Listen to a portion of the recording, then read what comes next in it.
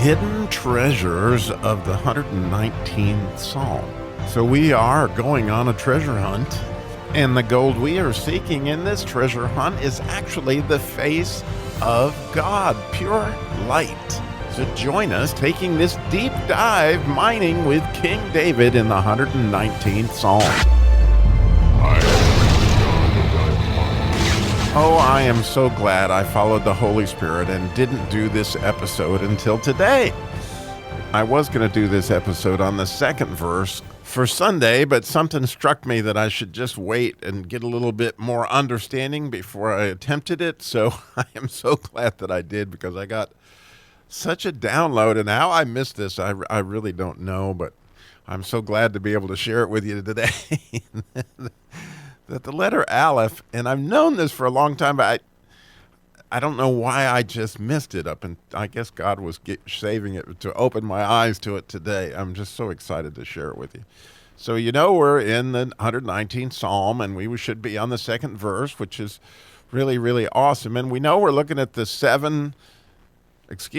eight faces of God when it comes to the 8 verses on the letter Aleph, because we know that each letter is God, and because God is the Word and the Word is God. And so the letter Aleph is the first letter in the alphabet, but it is also very much, we're talking about Aleph Bet.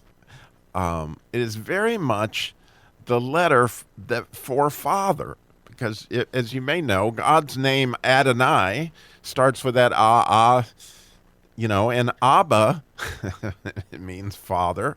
And of course, who was the one that was, his destiny was to be the father of so many, was Abraham.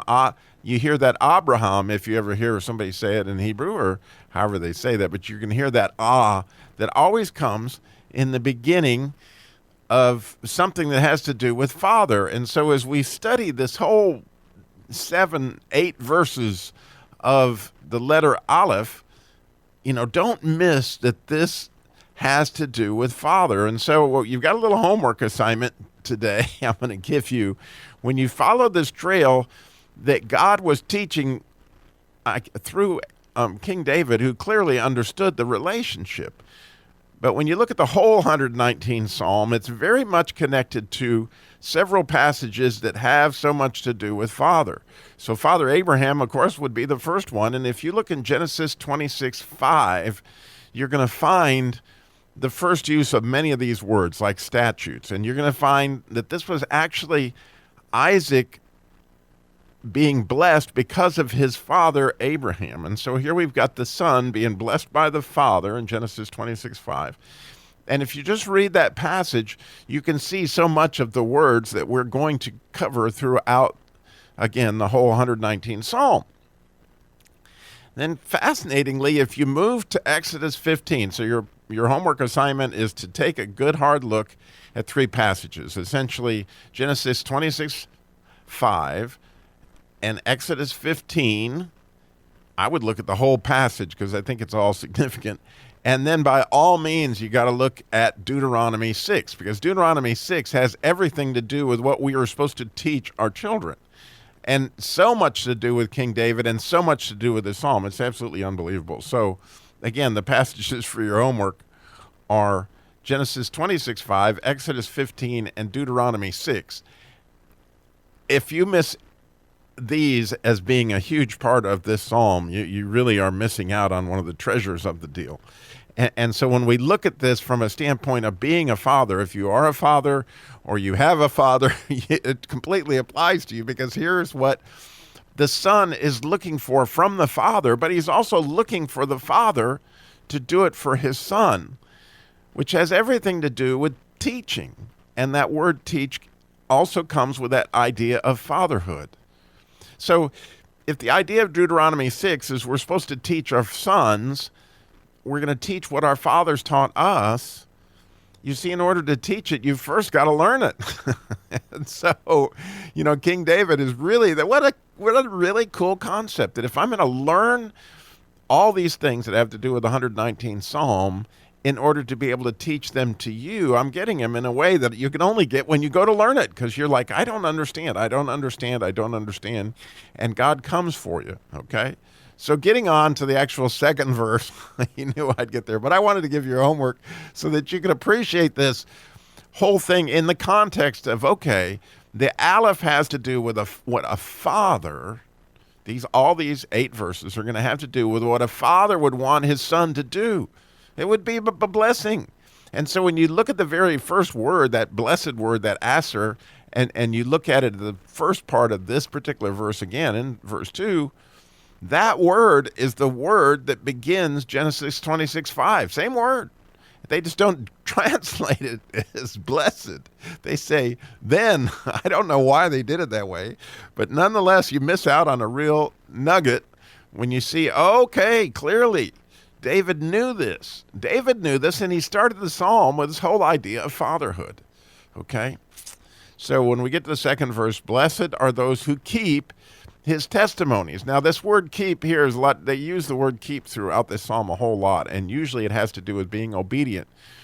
But this one has more to do with lining up beside a tree, okay? But beside righteousness. And it has to do with a seed, and the word's pronounced Nesser, I believe, but it's got a Zadok in it, and it has to do with lining things up with righteousness. And so here's where I just know that John Bunyan, obviously, when he wrote A Pilgrim's Progress, there's so many things in A Pilgrim's Progress that point back to the 119th Psalm. It's unbelievable. But clearly, the character Christian, who we call Valiant in the Christian Car Guy Theater, this guy was in the way, but he also held his testimony next to his bosom. And so the idea of testimony, we talked about it in the words. It's on that PDF that was in the show notes.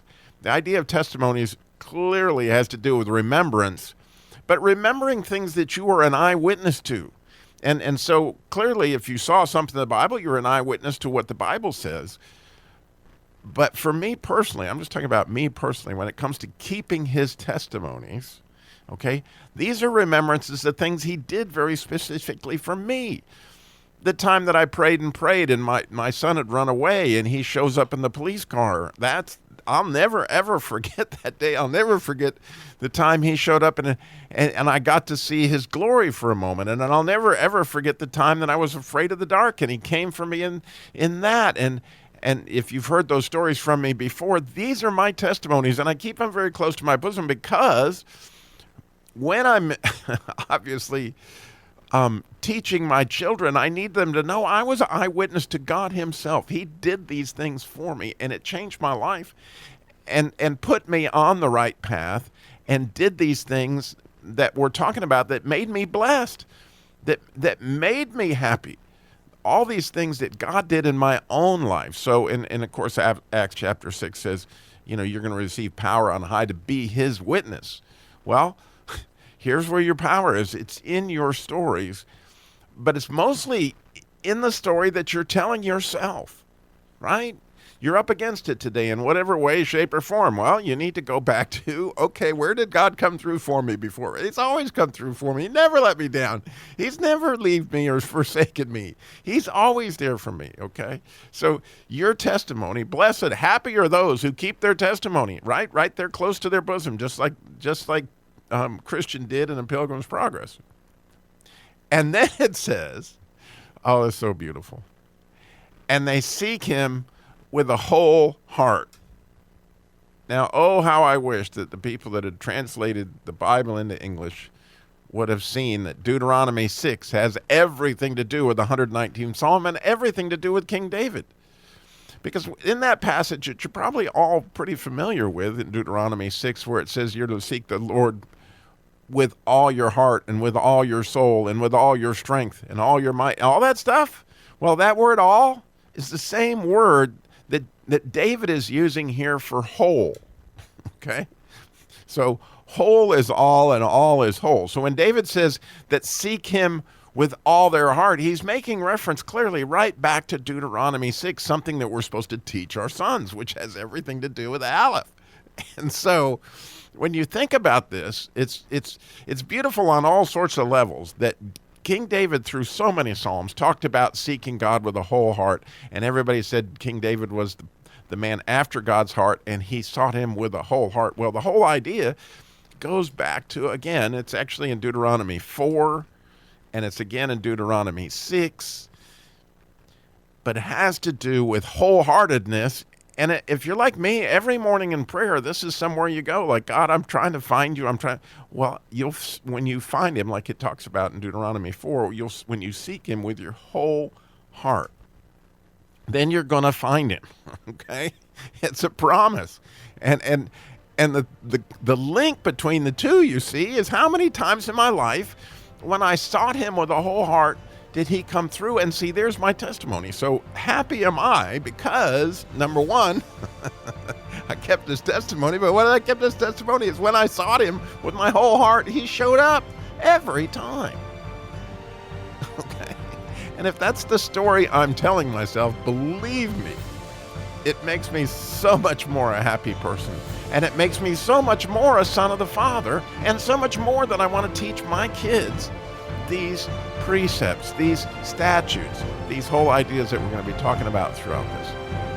I pray that you'll get the idea of how much the Father wants you to learn these to the point that you can teach your children. It will make you blessed.